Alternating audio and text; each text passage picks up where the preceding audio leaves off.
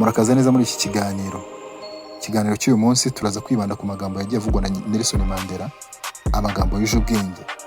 Mbere yuko turebera hamwe aya magambo, reka tubanze tumenye ngo Nelson Mandela ni muntu ki. Nelson Mandela yavutse ku itariki ya 18 Nyakanga 1918. Yabaye perezida wa Afurika y'Epfo kuva muri 1994 kugera muri 1999. Yabaye umukuru w'igihugu wa mbere w'umwirabura kandi watuye binyuze mu nzira ya demokarasi. Guverinoma ye yibanze ku gusenya umurage wa apartheid cyangwa politiki y'ivangura, hanyuma yimika ubumwe n'ubwiyunge atitaye ku ihohoterwa ryagiye rikorerwa abirabura ndetse nawe ubwe. Mandela avuka mu bwoko bw'abasosa.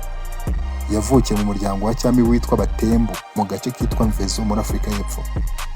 Yize amategeko muri kaminuza ya Fort Hare na kaminuza yitwa Witwatersrand mbere yuko akora umurimo nk'umunyamategeko wa Johannesburg. Aha niho yatangiye kwinjira muri politiki yo kwifatanya n'abandi banyapolitiki mu kurwanya ubukoloni bw'ibihugu bya Afurika. Nyuma y'uko ishyaka ry'abazungu ryonyine ari naryo shyaka ryari ryemewe mu gihugu ritangije politiki y'ivangura mu rwego rwo gukomeza kugundira ubutegetsi bonyine, Mandela na ANC biyemeje guhirika ubutegetsi bw'abazungu. Yagizwe perezida w'ishami rya ANC mu gace ka Transvaal. Izina rye riramenyekana kuva ubwo kubera uruhare yagiye agira mu bukangurambaga no mu myigaragambyo yo muri 1952. Yafashe inshuro nyinshi azira ibikorwa byo kwigomeka. Yinjiye rwihishwa mu ishyaka rya gikomuniste South African Communist Party SACP. Iyi shyaka ntabwo ryari yemewe n'amategeko. Nubwo mu mizo ya mbere yiyemeje kwigaragambya mu buryo bw'amahoro, muri 1931 afatanyije na SACP yashinze umutwe w'abarwanya Umuhoto Wesizwe. Iri ni ijambo ryo mu rurimi rwa Xhosa risobanura icumu ry'igihugu. Yinjira mu bikorwa by'ubukangurambaga no kurwanya leta ya apartheid. Yarafashwe arafungwa hari muri 1962. Nyuma y'urubanza yaje gukatirwa burundu kubera ibyaha byamuhamye harimo n'icyo gushaka guhirika ubutegetsi bwariho. Mandela yaje gufungwa imyaka 27, afungirwa muri gereza zitandukanye zo mu birwa. Bitewe n'igitutu cy'imbere mu gihugu n'icy'amahanga, si ibyo gusa ahubwo hari higanjemo n'ubwoba bw'uko hari intambara ishingiye ku moko. Perezida de Klerk yarekuye Mandela muri 1990. Mandela na Perezida de Klerk bashyize ingufu mu biganiro byo guhagarika ivanguramoko. Ibyo biganiro byatumye mu matora yo muri 1994 Mandela nk'umukandida uhagarariye ishyaka rya ANC atsindira umwanya wa perezida. Nelson Mandela yitabye Imana ku ya 5 Ukuboza 2013 azira indwara zo mu myanya y'ubuhumekero. Aha yari afite imyaka 95. Mu magambo amwe yagiye avugwa harimo ayo gusubizamo imbaraga, aguhumuriza, ayaguhindura imyitwarire ndetse n'ubuzima muri rusange. Reka tuyarebere hamwe. Turarira ku ijambo rya mbere ryavuzwe na Nelson Mandela. Nelson Mandela yaragize ati, uburezi ni intwari ikomeye cyane ushobora gukoresha mu guhindura isi. Uburezi ni intwari ikomeye cyane ushobora gukoresha mu guhindura isi. Ijambo rya kabiri ryavuzwe na Nelson Mandela, yaravuze ngo byose biri mu biganza byawe, guhindura isi nziza ku bayituye bose. Byose biri mu biganza byawe, guhindura isi nziza ku bayituye bose. Irindi jambo yavuze,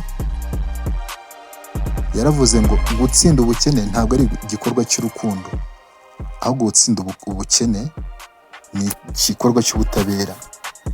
Gutsinda ubukene ntabwo ari igikorwa cy'urukundo, ahubwo ni igikorwa cy'ubutabera. Ijambo rya kane, yaravuze ngo abayobozi nyabo bagomba kuba biteguye kwigomwa byose ku bwisanzure bw'abaturage babo. Burya ngo abayobozi nyabo bagomba kuba biteguye kwigomwa byose ku bwisanzure bw'abaturage babo. Nelson Mandela yaravuze ngo umujinya ni nko kunywa uburozi hanyuma ukizera ko buzica abanzi bawe. Irindi jambo yavuze, yaravuze ngo namenye ko ubutwara atari ugushirika ubwoba, ahubwo ubutwara ari ugutsinda ubwoba. Namenye ko ubutwara atari ugushirika ubwoba, ahubwo ubutwara ni ugushirika ubwoba, ni ugutsinda ubwoba.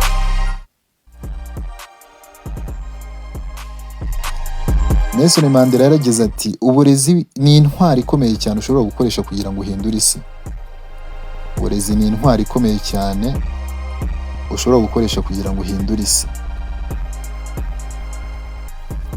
Irindi jambo yavuze rikomeye, yaravuze ngo umuntu wese ashobora gutsinda ibibazo kandi akagera ku ntsinzi aramutse yitanze kandi ashishikajwe n'ibyo akora. Umuntu wese ashobora gutsinda ibibazo kandi akagera ku ntsinzi aramutse yitanze kandi ashishikajwe n'ibyo akora. Irindi jambo yaravuze ngo buri gihe bisa naho bidashoboka kugeza birangiye. Buri gihe bisa nkaho bidashoboka kugeza birangiye.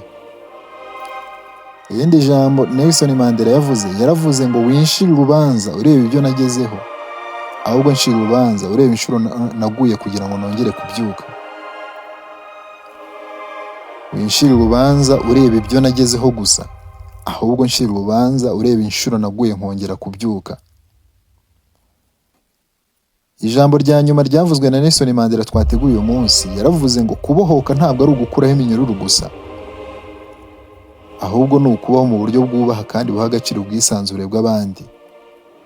Kubohoka ntabwo ari ugukuraho iminyururu gusa, ahubwo ni ukubaho mu buryo bwubaha kandi buha agaciro ubwisanzure bw'abandi. Nelson Mandela rero yagiye avuga amagambo menshi, ariko ayo twateguye uyu munsi ni ayo ngayo. Wifuza ko hari uwundi twaganiraho n'amagambo yuje ubwenge yagiye avuga, wabinyandikira muri comment.